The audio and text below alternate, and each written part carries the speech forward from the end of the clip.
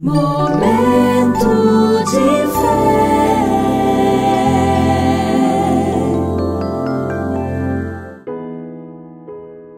Olá, amigos, a paz do Senhor. Gratidão em tempos de pandemia. A pandemia do novo coronavírus, a Covid-19, trouxe para a humanidade um clima de apatia, desolação e falta de esperança. A sociedade, de modo geral, não estava preparada para enfrentar um surto dessa natureza que desencadeou em problemas de saúde, sanitários, econômicos e financeiros, políticos, de comportamento e até mesmo sentimentais e espirituais. Basta dizer que até igrejas foram afetadas. Nunca se ouviu falar de tantas mortes em tão curto espaço de tempo. Perdemos parentes, amigos, pessoas conhecidas, líderes de perto e de longe, enfim, coisas que nossa geração jamais vivenciou. Sempre cremos e entendemos que Deus é Deus independente das circunstâncias e que a sua palavra é eterna. Jesus disse em Mateus 24:35, o céu e a terra passarão, mas as minhas palavras não hão de passar.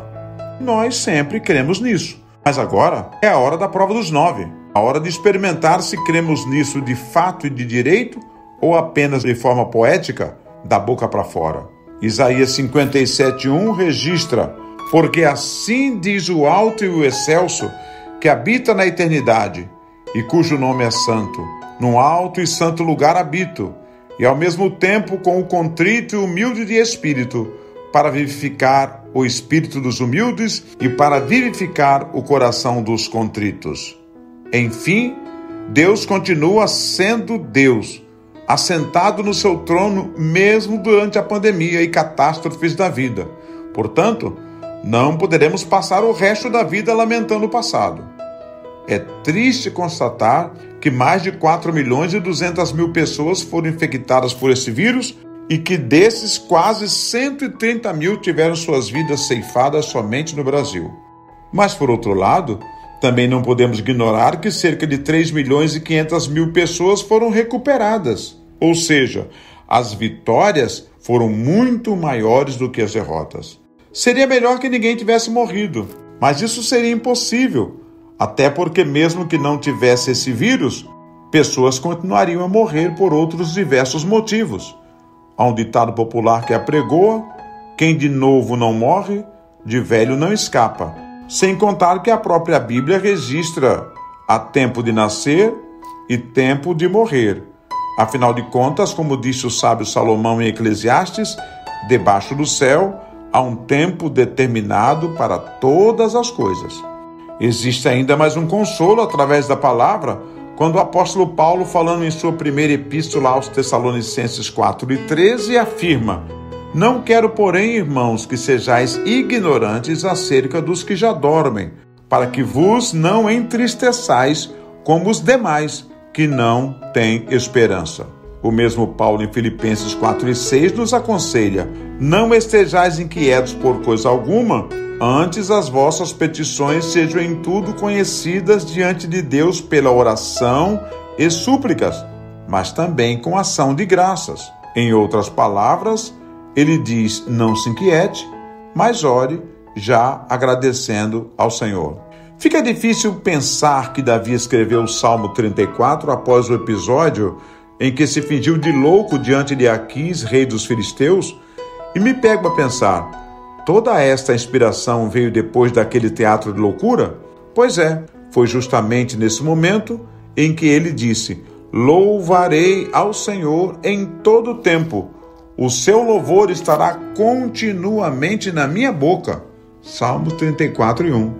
Preste atenção aos termos: seu louvor, todo o tempo e continuamente.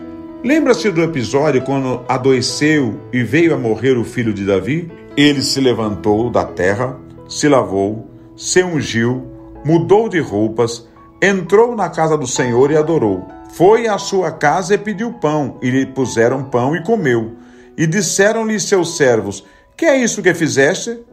Pela criança viva jejuaste e choraste. Porém, depois que morreu a criança, te levantaste e comeste pão? E ele disse: Vivendo ainda criança, jejuei e orei, porque dizia: quem sabe se Deus se compadecerá de mim e viverá a criança. Porém, agora que está morta, por que jejuaria eu? Poderei eu fazê-la voltar? Eu irei a ela, porém ela não voltará para mim. Segundo Samuel 12, 19 a 23. A Bíblia diz, amigos: alegrai-vos com os que se alegram e chorai com os que choram. Romanos 12, 15. Creio sinceramente que, ainda que tenhamos que fazer as duas coisas, há muito mais motivos para nos alegrarmos do que para lamentar. O Senhor tem nos sustentado vivos. Portanto, façamos como Asaf no Salmo 73. A quem tenho nos céus senão a ti? E na terra nada mais desejo além de estar junto a ti. O meu corpo e o meu coração poderão fraquejar, mas Deus é a força do meu coração e a minha herança para sempre. Os que te abandonam, sem dúvida perecerão. Tu destrói todos os infiéis. Mas para mim, bom é estar perto de Deus. Fiz do soberano Senhor o meu refúgio. Proclamarei todos os teus feitos. Salmo 73. Seja grato ao Senhor, mesmo em tempo e em meio à pandemia. Pastor Carlos Roberto, para o Ponte Rema Podcast.